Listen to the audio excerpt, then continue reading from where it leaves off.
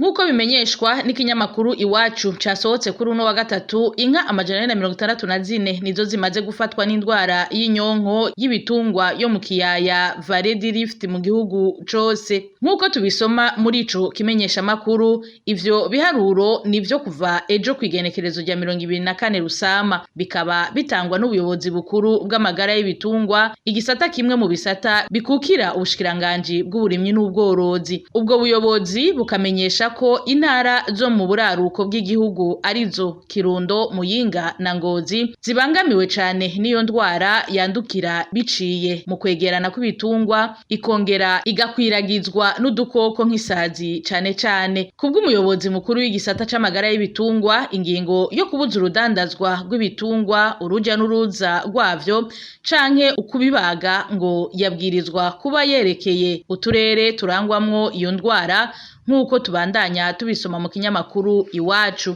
Ariko rero mu ntara zitandukanye iyo ngingo ikaba imaze gushirwa mu ngiro, ndetse nabo vyega nk'aborozi canke abayangayanga batabimenyeshejwe. Ivyo bikaba bitera uruhombo runini na cane cane muri kino gihe ubutunzi bw'igihugu bwifashe nabi. Aho twovuga nko mu ntara za Gitega, Cibitoke na Muyinga zidafatwa nk'izoba zibangamiwe cane. Hagati aho aborozi bahagaritswe umutima nuko bashobora gusanga ibitungwa vyabo vyabahoneyeko.